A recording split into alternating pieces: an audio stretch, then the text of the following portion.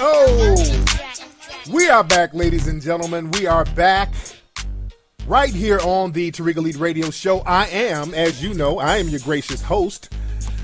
My name is Mr. Tariq Elite Nasheed, also known as King Flex, whatever you want to call me. And I'm back in LA. I was just in New York for a few days handling some business, traveling all over the place. Oh, where are my Chicago people? Chicago, you know there's going to be a screening tomorrow at the Chatham 14 Theater. That's June 16th. That's Thursday. Hidden Colors 4. There's going to be an encore screening out there. Everybody, if you're in Chicago, if you're surrounding Chicago, go to hiddencolorsfilm.com to get tickets to join all the brothers and sisters out there to screen Hidden Colors 4. You're not going to want to miss that. Now, also, where are my Charleston, South Carolina people? Because I'm going to be in Charleston, South Carolina this Saturday. I think that's the 22nd, right? I'm going to be out there. Let me double check. Saturday is the 18th. I'm sorry. My dates are so mixed up, but Saturday is the 18th. I'm doing a lecture in Charleston, South Carolina this Saturday. I want all my South Carolina people to come through. You can go get tickets and information at TariqLive.com. TariqLive.com. That's where you can get your tickets. And don't forget, next week, there are going to be some screenings of Hidden Colors 4 in different cities. Also, there's going to be a screening of Hidden Colors 4 Saturday in Montreal, Canada. In Columbus, Ohio, this Saturday, there's going to be a screening of Hidden Colors 4. In Memphis, next week, which is the 22nd, that's why I had the 22nd on my mind. I'm going to actually be in Memphis at the Majestic Cinema. That's Wednesday, June 22nd. I'm going to be doing a Q&A after the screening of Hidden Colors 4 in Memphis. I want to see all of Memphis in the house. Where are my Milwaukee people?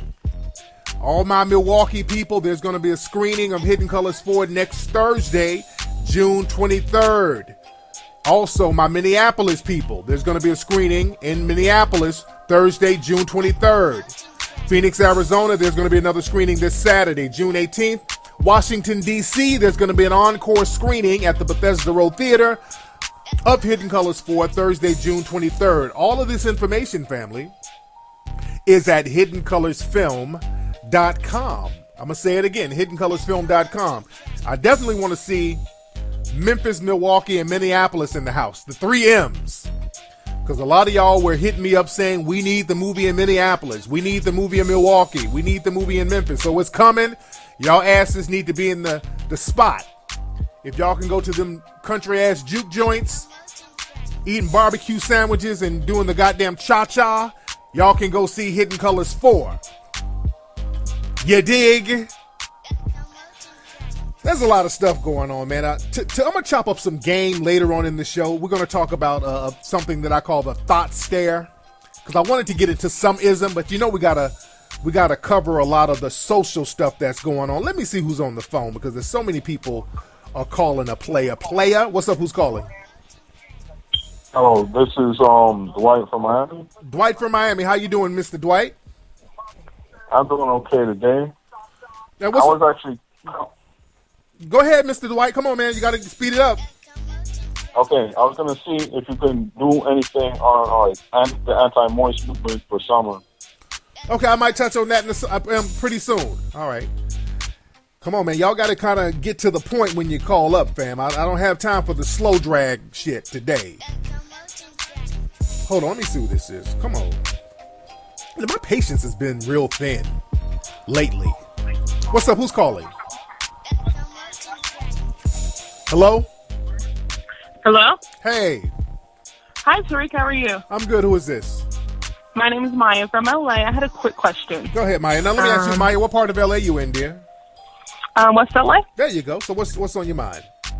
I have a question. So I'm 23. I was dating this guy for 4 years. He's 25. He told me he needed space. So I'm just wondering, what does that mean? That means the space between the new chick he's fucking. All right? That's what that means. That's the space he needs. He needs that space, some new pussy. Okay? That's all it You means. think so? Well, he That's says because he doesn't have his stuff together. He doesn't live on his own and stuff like that. So he feels like he wants and to niggas like that, together. and niggas like that are prime suspects for bouncing from chick to chick because that's how they feel power. They don't have their shit together, but what they do control, because they can't control their living situation in their mind, they feel like they don't have control of their work situation, they don't have control of their finances, but they got control of that dick, and they're gonna sling that dick all around town. So that's what that is. How long were you dating, dude? Almost 5 years. Oh, that's a long ass time. And and you started dating him when y'all were teenagers, right? I was 18. He was 21. Yeah. Okay, and you're 23. He's 25. Mm-hmm. Well, that means okay. If y'all been dating 5 years, that means he should be 26, right?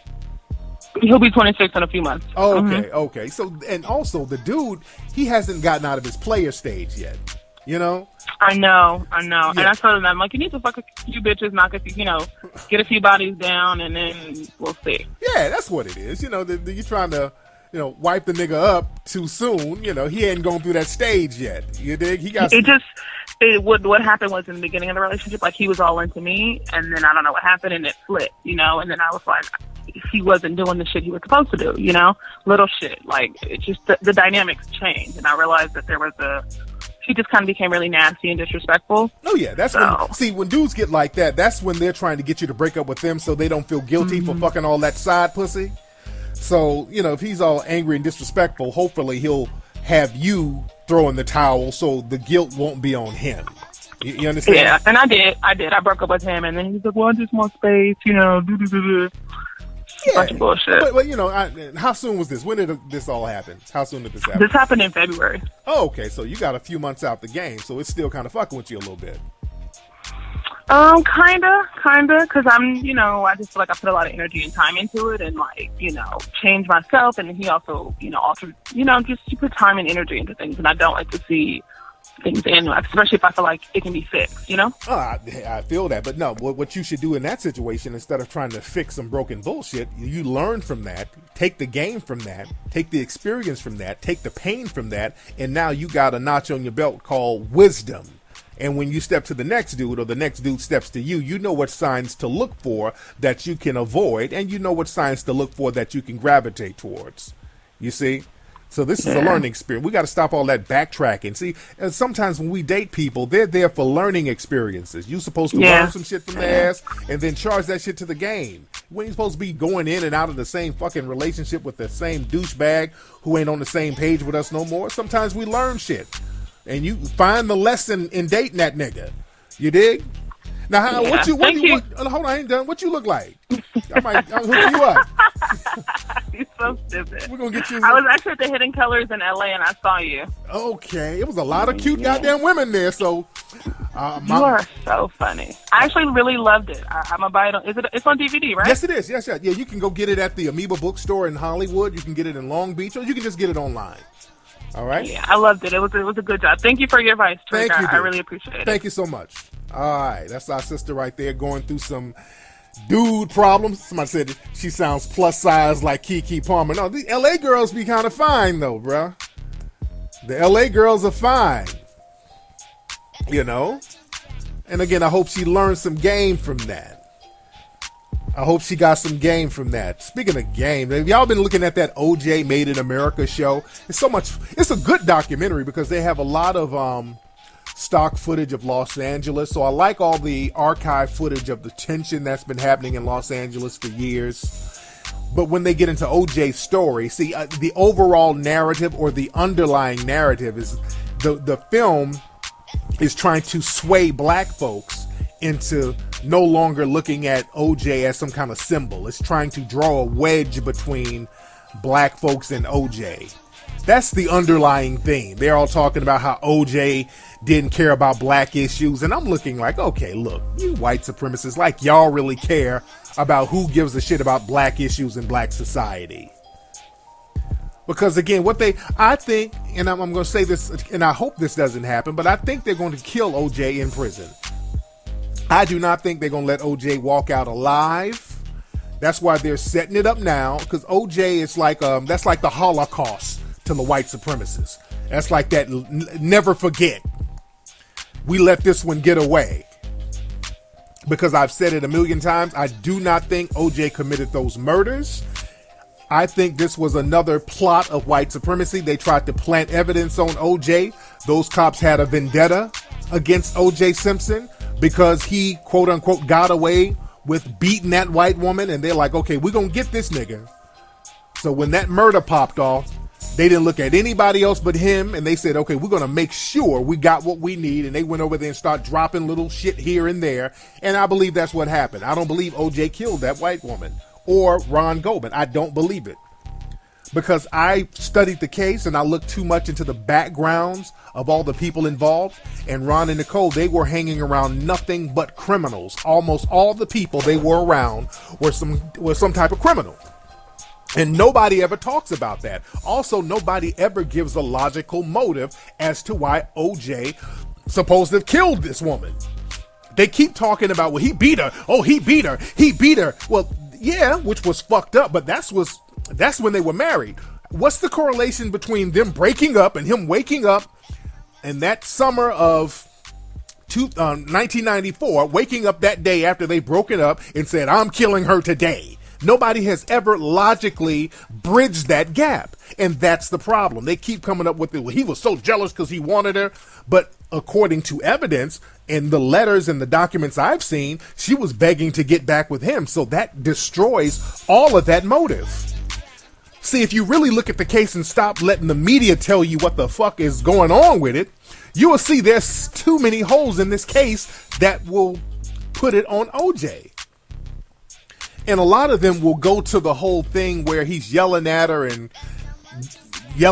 the people she's with, because, you know, OJ saw her, she was at the house sucking people's dicks with the kids upstairs and doing drugs and all that, and OJ was yelling, and rightfully so. I'm not saying he should have whooped her ass, but if you really look at all this stuff, OJ was trying to warn this woman about the people she was with. That dude she was sucking his dick, he was the manager of the Mezzaluna restaurant, and the Mezzaluna restaurant, it was the dope spot at the time. So OJ, what it looks like, he was trying to warn her about bringing them fucking people up in the house and around his kids because he knew something was popping off with him. And that's what I think happened. But, you know, in the system of white supremacy, it's always the nigga did it. No matter what, we're going to overlook all the logical evidence. We're going to just say the nigga did it. We're going to ignore this white supremacists and these white supremacist cops who are still racist to the bone. If you look at the documentary special, they had Mark Furman and some of those other cops. It's 20-something years later, and these motherfuckers are still as racist. They can't even hide their racism for 5 minutes. You had some of those ex-LAPD cops talking the most racist shit they can talk on this show right now. They had Mark Furman on there talking about Rodney King, and they were showing the Rodney King video of Rodney King getting beaten. They put the camera on Mark Furman. Mark Furman literally said, this is 2016, Mark Furman. He's, you know, everybody knows him as a white supremacist racist. At this point, he would try to tone it down. He can't. They were showing the Rodney King beating, and he was like, Mark Furman's like, you know, if we were allowed to do the chokehold, we could have stopped that in seconds. I'm like, did this motherfucker just say they could have stopped Rodney King if they were allowed to do that illegal chokehold that they kept getting sued over out here in LA? Basically, like, if we would have killed that nigga, yeah, we would have just killed him like we do all the other niggas. Hell, we wouldn't have had the problem. I mean, my God, I mean, they can't stop being racist no matter what, which is good. I like my racism on a platter. I like my racism on a platter. Let me see who's else on the phone. I got so much shit to talk about today. What's up? Who's calling?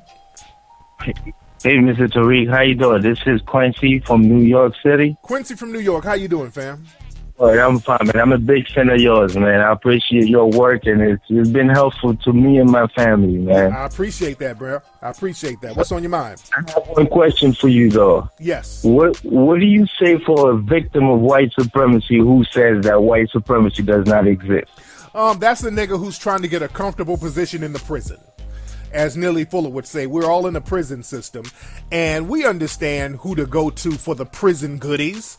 So you have coons and bedwenches who will do the bidding of white supremacy, and one thing they do, because we know what white supremacists like and don't like. One thing that the white supremacists like is denial. Denial of white supremacy. They love denying it. That's become a culture within itself, the denial of white supremacy. No matter how much evidence that's there, they're going to still deny it. And case in point, the OJ trial. All the evidence on Mark. I had a guy debating me on Twitter about Mark Furman. This dude was like, well, Mark Furman wasn't really a white supremacist. I'm like, okay, thank you, dude. I went on and blocked him. Now, if you denying this motherfucker being a white supremacist, with all the evidence, years and years and years of this guy saying racial stuff, doing racial stuff, getting charged with a felony for perjury, for lying about being a racist. No, that's the person who's just going to be in denial. So black folks say, okay, well, since white mommy and daddy like being in denial, I'm going to be in denial too, so white mommy and daddy can give me some goodies in a comfortable blanket up here in the prison. So that's what that is. So we got to understand, we got to stop being around these comfortable prison niggas and be around people who are trying to get up out the prison and get rid of the prison system. You feel me? Yeah, I understand. Because the minute he said that, I said, dude, I'm not even going to argue with you. Let's just leave it like this. Yes, indeed. Thank you for the call, brother. Yeah, that it is what it is. You know, we got coons and bedwenches out here that's so willing to do the work of white supremacy, it's ridiculous. Speaking of bedwench, there's on my Ustream show, I read a confession letter from this bedwench who was married to a racist white male. She admitted that her husband was a racist, and she was talking about the difficulties of her trying to work out their relationship. Instead of her getting the fuck out of the relationship, she's trying to work out her husband's racism. She's married to a white supremacist. He's saying all types of slick little shit. And instead of saying, hey, maybe I shouldn't be with somebody who really don't like black folks. Maybe I shouldn't be a slave plantation mammy. Let me just bounce. Nah. The slave plantation mammy is comfortable. See, these bedwenches are getting more vicious and vicious. There's a story, and I want y'all to look this up. There's a story coming out of Fort Lauderdale. And I'm going to talk about Florida in a minute, too. There's a lot of stuff happening in Florida I want to touch on. But in Fort Lauderdale, there's a cop. And his name is Jason Holding. And he was one of the 4 cops that was fired. They had a racist text message scandal. They were, sending these text messages back and forth to each other. They're a bunch of race soldiers pretending to be cops, talking crazy about black people. They even did a video where they were mock lynching black people. They made a real racist video about black people. So they got fired. One of the cops, he's in court. I think he's trying to get his job back or whatever he's trying to do. So to prove that he's not a racist, they put his black girlfriend on the stand. And this Negro bedwench, her name is Perpetua Mitchell. And I want y'all to look this up. Her name is Perpetua Mitchell. And it almost looked like they went and found some random bedwench and said that was his girlfriend, because I looked this chick up. I done went to all her social media pages, and she ain't with she's not with anybody. She's all solo on all of her pages. So I'm like, where'd they find this chick? Is she really dating this dude, or she's just a random bedwench on call? Because that's what it looks like. It looks like they have a whole cadre of black females to be their bedwenches when they need them, and they have coon-ass brothers when they need them, and I'm using brother very lightly. And they call them specifically for cases like this. Because I'm looking at this chick's page and something ain't adding up. But again, maybe she, did mess with the dude. I don't know. Either way, she's a goddamn bedwench. And they got her on the stand. And this dude had made all types of comments about black folks. And this is what she said. She said, there are people that make mistakes. There are people who say things they didn't mean, said Perpetua Mitchell, who said she's known Holding for about 4 years. They became an item a year ago. She said, well, he's a cop and he shouldn't have said that word correct. She added, she doesn't believe that the police officer using the N-word was in a hateful way. How else do you call black folks niggas if you're a suspected white supremacist? What other way can you do it that's not hateful? I want to know what other way you can call somebody a nigger if you're a white supremacist suspect and not hate and it's not hateful. And this is what the cop said, Holding. He said, he testified, he was like, he said, well, the story says, Holding's voice choked and his parents cried in the hearing room as he apologized for the texts that were laced with bigoted comments. He says, I'm not a racist. I've never been a fascist. I've never been a racist, Holding said. Holding said he became numb to the use of racial slurs because he heard them constantly from the black community, black officers and white officers. Get the fuck out of here. It's that black folks made me do it bullshit. Get the fuck out of here with that. That's that whole Don Imus thing they did with Don Imus when he started calling black women nappy-headed hoes and all that. They turned around and blamed black. Well, it's the rappers. The rappers made Don Imus do that.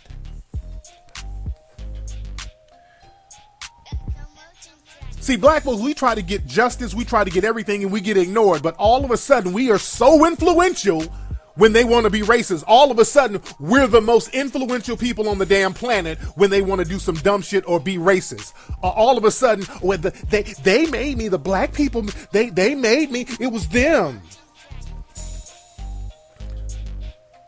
Now they gonna do what we say. That's that Bill Clinton pulled that bullshit too. Y'all know when Bill Clinton did that speech where he broke down and told what he really felt about black folks a few months ago, he was like, yeah, when I had the crime bill, there were black leaders who co-signed it. It was black leaders who wanted it. So now he's gonna blame them. See, they got their Negroes that they vet and prop up and then blame them. Bullshit. Like Don Imus's old ass is listening to some rap. Oh, Don Imus been saying nigga and all types of shit way before a rap record was ever conceived. Let's stop that. So we got to understand the game, man. That's why you got to know your history. You got to know the game. You got to know how to spit. You got to know your history. There's a new slave movie coming out. Free State of Jones. That's the name of the movie. The Free State of Jones. And I tweeted about it because I seen the commercial on one of those TV shows. And I said, and I tweeted this. I said, oh, no, here we go with another slave movie. And then the writer, because the Free State of Jones is based on a book, and it was the author of the book was an older white lady, popped up on my timeline a few days later.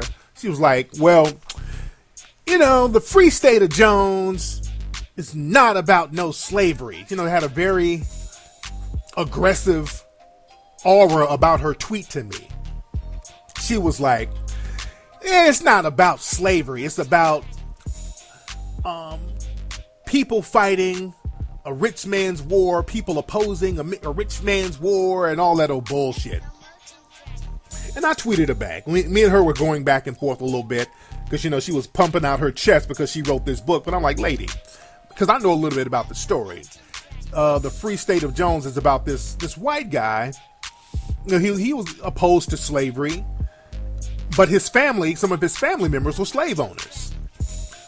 And he had a rebellion because down in the South, they made him fight for the Confederacy, but then the Confederacy, they fucked up his home, they fucked up his farm, so he was really mad at that. So he created a rebel group to fight against the Confederacy and all that. So if you look at the commercial, it almost has a white savior look to it because there's a lot of black people who are enslaved, and there's Matthew McConaughey, he's the white man running around with all these black folks. So it looks like another white savior movie. And I pointed that out. I said, well, look, this man's family had slaves. And he was like, oh, well, his mother and father didn't. And she's trying to be slick. See, the white supremacists are real slick about using certain words. Well, his mother and father didn't own slaves. I said, well, his granddad did. His granddad was one of the biggest slave owners down there. So the point is, you got to know your stuff when you're dealing with the white supremacists, because they try to be real slick with the words. They're very slick and manipulative with the words. They'll throw out a half truth, hoping you don't know the other half. That's how you got to be thorough with them. But you got to be on top of your game. Let me get another call. So many folks are calling. Hold on one second, because I want to get into some of this ism. Okay, here we got somebody with a raggedy ass phone. What's up? Who's calling? What's going on, man? This is Big Chetty from the home of the greatest, Louisville, Kentucky. Yes, sir. Yes, sir. Out there with my man Ali, the spirit of Ali, brother. What's on your mind, fam? Hey, man, first of all, I wanted to say shout out to you for another successful rollout of the latest Hidden Color installment. Yes, sir. And the second thing I wanted to touch on, man, was did you peep game on the difference in media framing between the Harambe gorilla story and the little kid who got snatched by the gator at Walt Disney? Yeah. Like, you know what I'm saying? With Harambe, they shot the gorilla, and, you know, people damn near more mad that the gorilla got shot than, you know, caring about the child's safety. But with the little kid who got snatched down in Florida by the gator, they killed 4 gators looking for that child's remains before they found the body. Yeah. And nobody said shit. Absolutely. I'm about to touch on that right now, but thanks for the call, man. And my man makes a good point. For those who don't know, down in Orlando, Florida, there was a little child, a little white kid, a little 2-year-old kid. It's very unfortunate. I don't like to see anything like that happen at all. But the little boy, they were down there at Disney World, and an alligator snatched this kid. They were in a pond, him and the family, and a gator came and snatched the little boy down and, you know, killed him. They just found his body not too long ago, today. But the media footage, you see the difference? When that gorilla got killed, and then they found out that the parents and the child was black, all of the organizations came out for the gorilla. Why did you kill that gorilla? Why did you kill the gorilla? They went in on the parents, because I tweeted today I said on Twitter, because a lot of the white supremacists are mad at me today, as they always are. I said, I wonder if the media is going to find out if the dad of the child who got killed by the gator, does he have a criminal record? Then they all hit me up. That's just, what does that have to do with anything?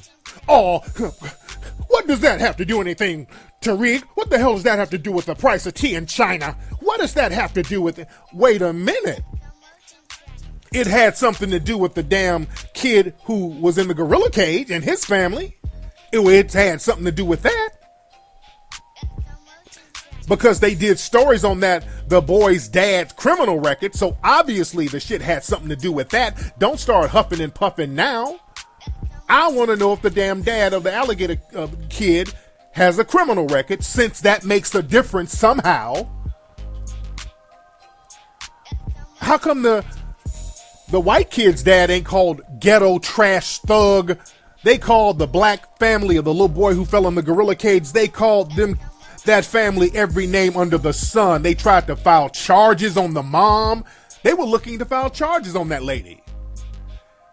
The dad wasn't even there at the zoo, but they were going all in his criminal record. They called them ghetto, trash, nigger, scum, monkeys. They called them everything under the sun. And you see how the universe works now. You see, let me get a little deep and metaphysical, because I touched on this on my Ustream show this past Sunday about the energy that's down there in Orlando, Florida. Now, this was before the little boy got caught up with the alligator thing. I was just talking about Orlando and Central Florida and the energy that's out there in that area right now. Let me tell you something. Because energy is real. And the white supremacists, they've created such a negative aura over that area.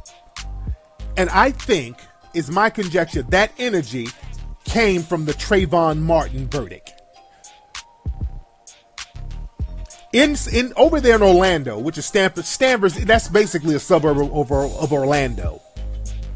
But in that area where they let Trayvon Martin, an innocent black child, walking home, minding his own business, they let the society there, you let a psychopath legally lynch that child who was innocent. The kid didn't do anything wrong.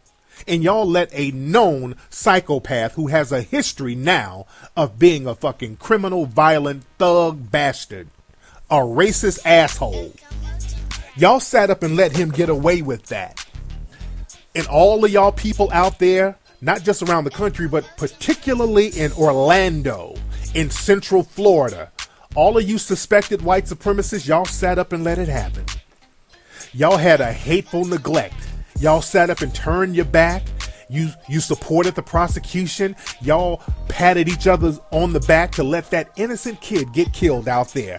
I think all of the shit happening out there in Central Florida is karma. That's energy. Energy is real. And a lot of the shit that's out. This was before the little alligator story. I said this Sunday.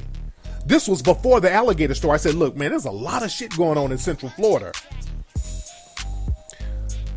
Because look over in right, but not too far from Orlando, over in St. Petersburg, that dude, the white dude, went up and shot that singer. Very unfortunate.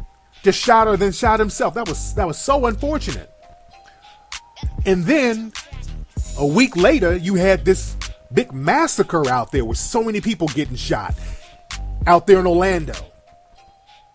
And now at Disney World, which is the biggest moneymaker in Central Florida, a child got ate by an alligator. So that's killing the business out there. These murders and now alligators eating kids, that's killing the business out there. So the money out there is being fucked up. Nobody who wants to go to Orlando now.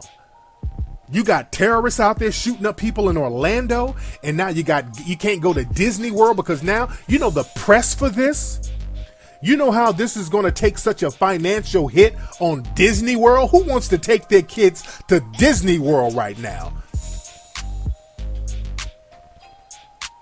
Think about all that shit. All of that is happening back to back, all in this one area. I'm saying it's the energy that was created over there. Because there's a lot of people, and you know, I'm not alone in this. Some people were saying online that Orlando is cursed. They call it the Orlando curse. I'm thinking that it's karma. All the negative shit that's floating over that area right now. That's a lot of karma coming through, man. You don't sit up and let no innocent kid get killed like that in cold blood, and then you think you're just going to walk away all innocent, and that shit ain't going to come back and sweep that whole area. Orlando is shit right now. Their tourism industry is going to take a major hit, and that's going to have a ripple effect on a lot of the economy out there. If we're going to be real. And look at the energy again. The karma. Look at that karma. Y'all were just clowning a little boy who almost got killed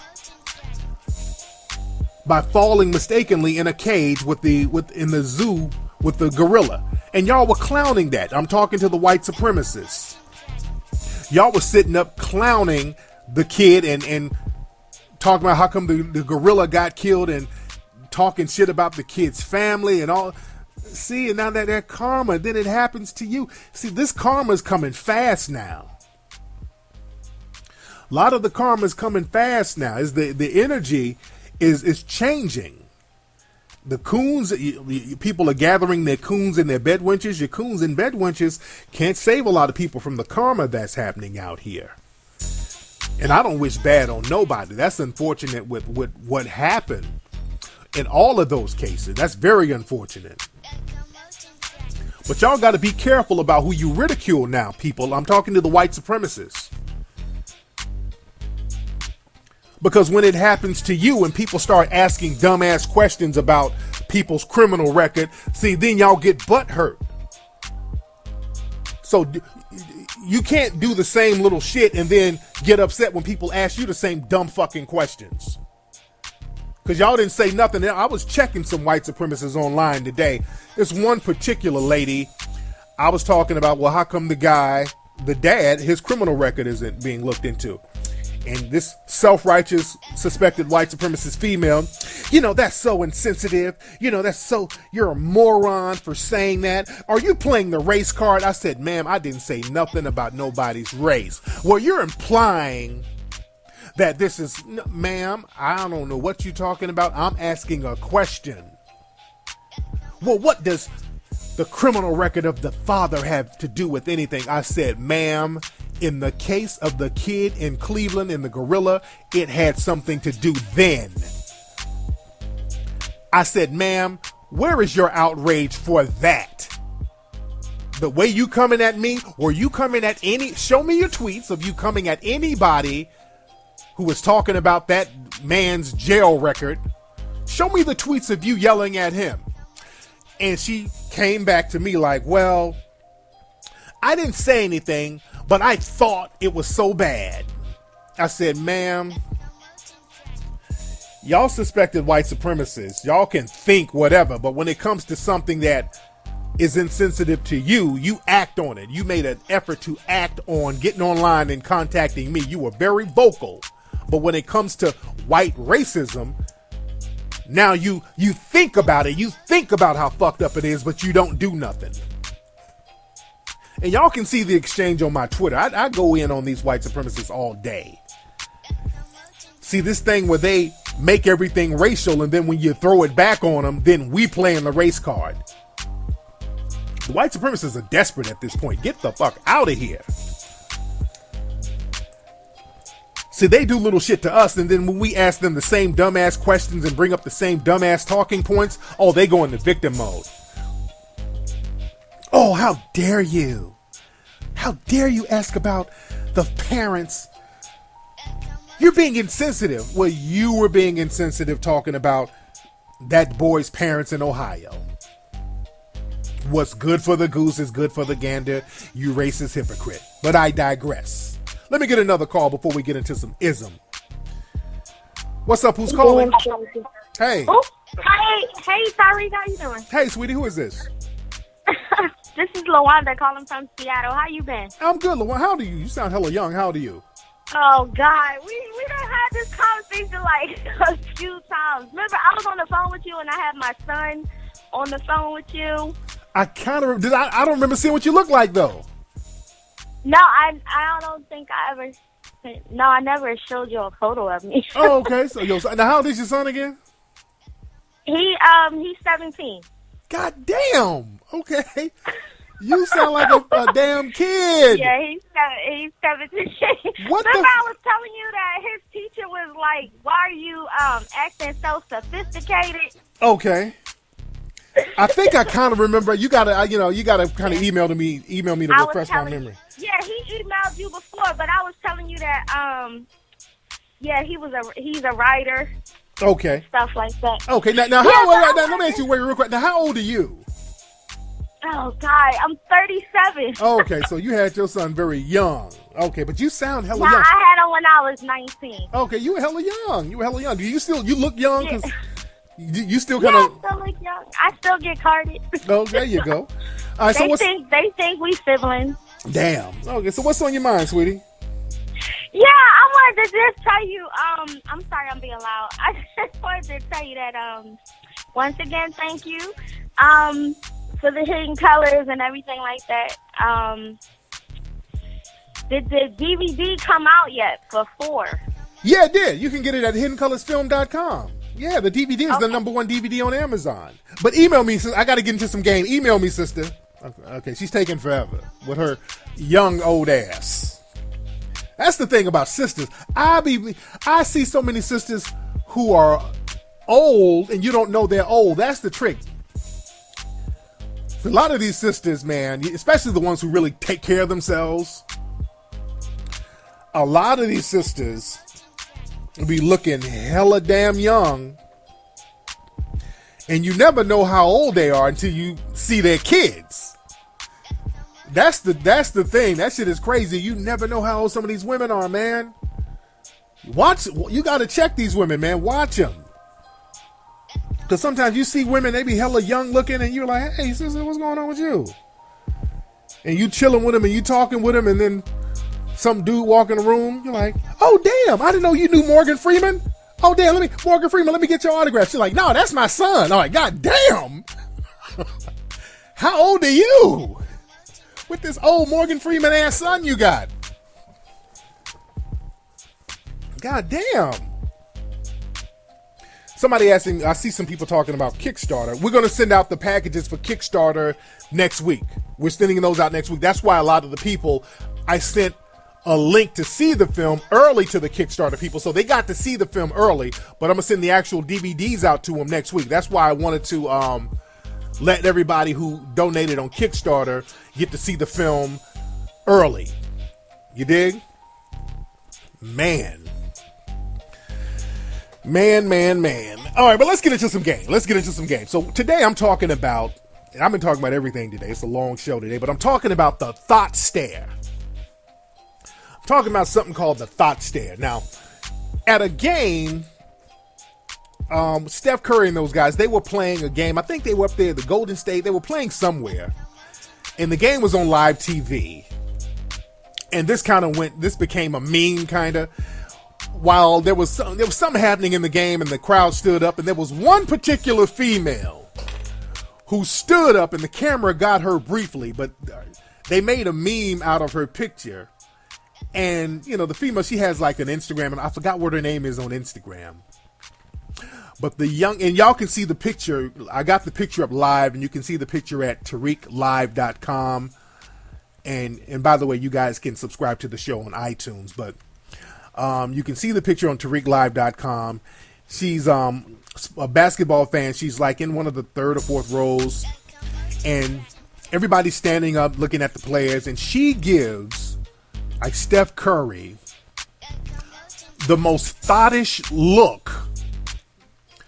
She's drinking a soda out of a cup, and she's holding the cup real thottish. Everything about it is thottish as hell. And they call her the thirsty sports fan and the whole nine.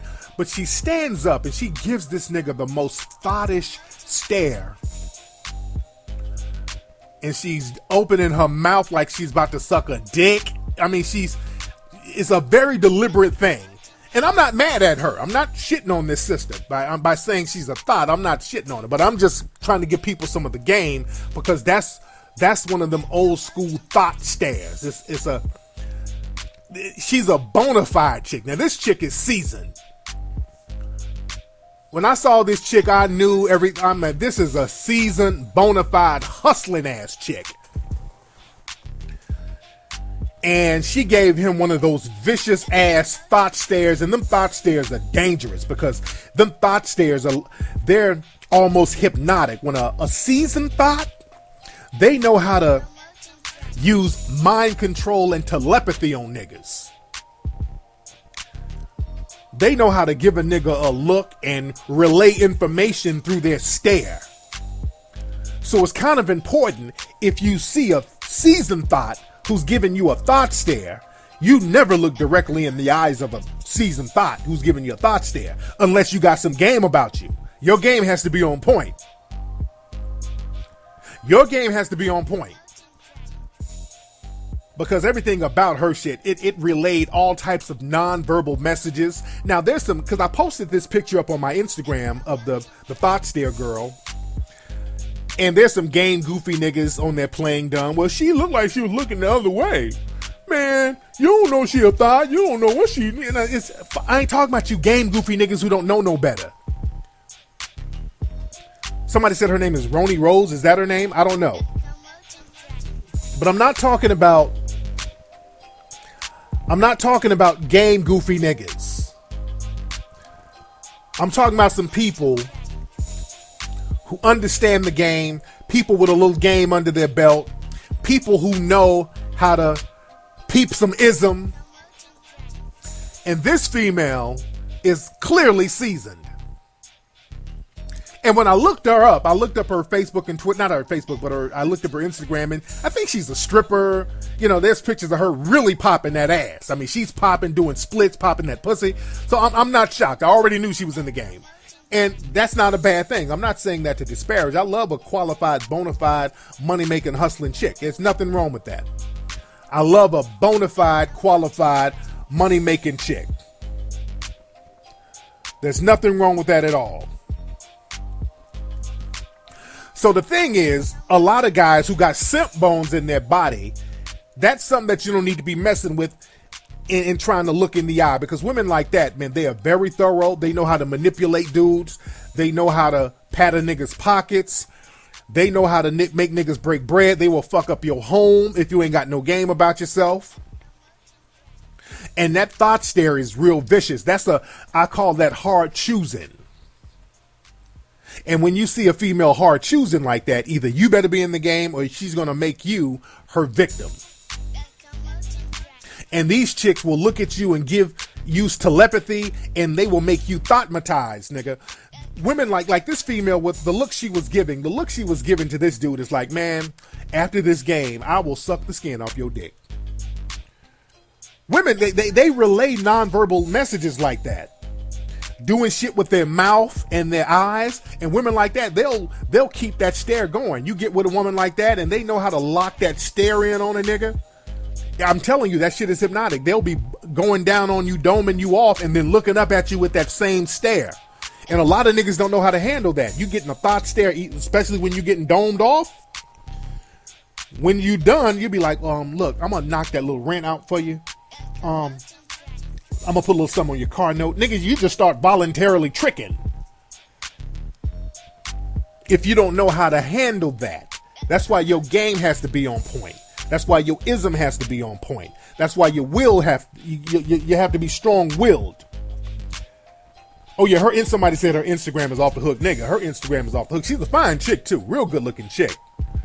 The chick in the thought stare picture. But there's a lot of them out there. And understand this. Right now, the economy is rough, and you got some seasoned thoughts out here competing with a lot of these little renegades out here doing whatever, out here getting the twos and fews. You got some renegades out here, and some of these seasoned thoughts, they're stepping up their thoughtishness. They're stepping up their thought game heavy.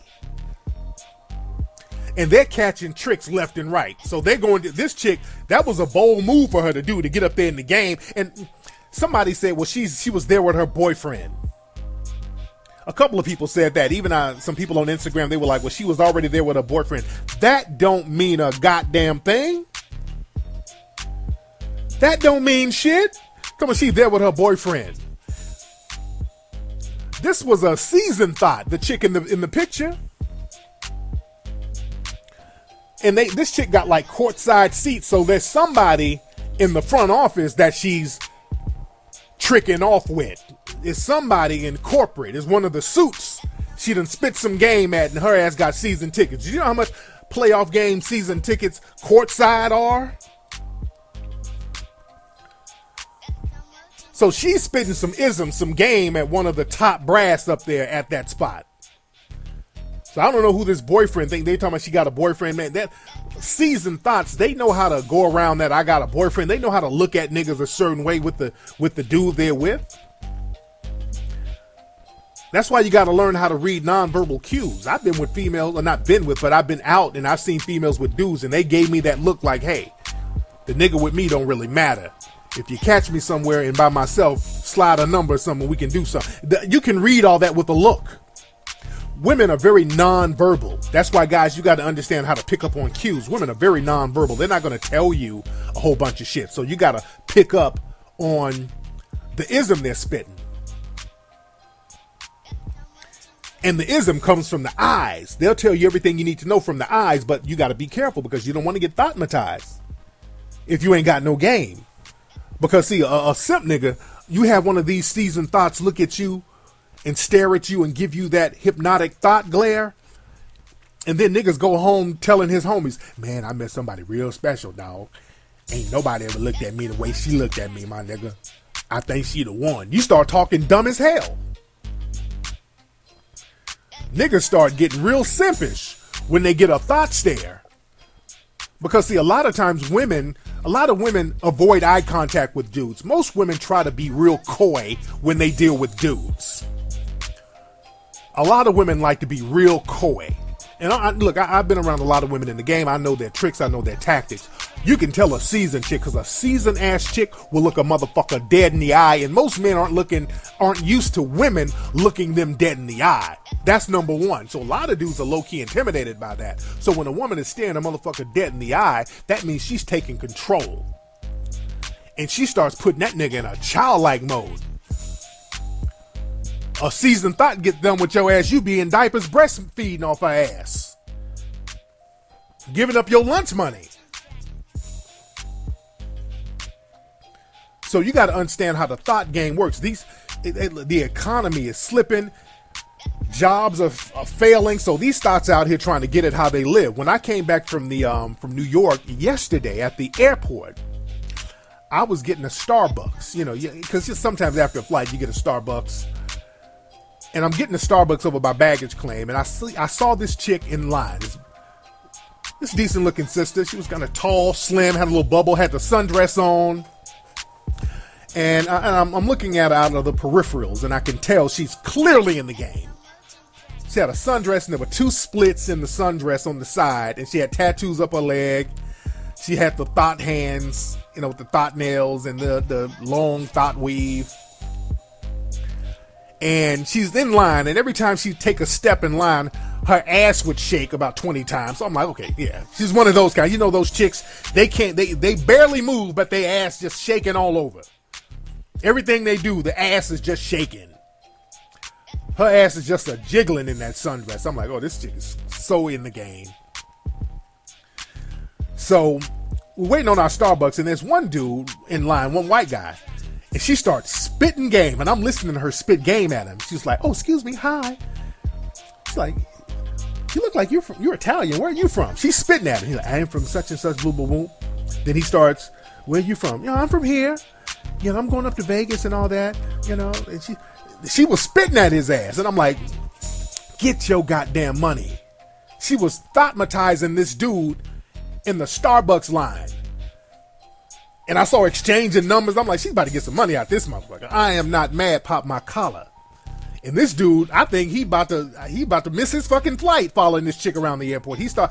She had him follow her out somewhere. So I'm like, this nigga. She walked out the airport with ass jiggling with the dude. I mean, she caught this motherfucker at a Starbucks. I'm like, this is a bad hustling ass chick. I ain't mad at her. They're thoughtmatizing dudes everywhere they go. So these chicks are vicious with the mouthpiece, man. So fellas, you got to be on top of your game. Now, ladies, you got to be on top of your game. You're trying to compete out here. That's what you got to deal with. The game is heavy out here right now. And that thought stare, when women give you that thought stare, you better step it up and not fall for the okie doke and have your little pockets padded, and you end up paying some damn palimony checks and payments and shit.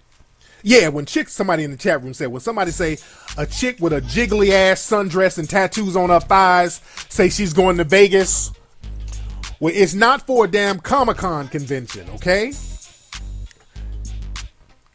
They about to go up there and get some money. They about to sell one of their holes. It's their mouth, ass, or pussy. One of them. I ain't saying good or bad, right or wrong. Just understand the game. Anyway, y'all, that's been today's episode of the Tariq Elite Radio Show. Don't forget, man, I'm going to be in Charleston, South Carolina this Saturday. Go to TariqLive.com to get tickets to join me in Charleston. I'm going to be in Memphis, Tennessee next Wednesday at the Majestic Theater. Go to HiddenColorsFilm.com. My Milwaukee people and my Minnesota people, Hidden Colors 4 will be in theaters out there next week. Go to HiddenColorsFilm.com to get tickets to check that out. I'm going to holla. Y'all have a good evening. I'll talk to y'all on Ustream this Sunday. Peace.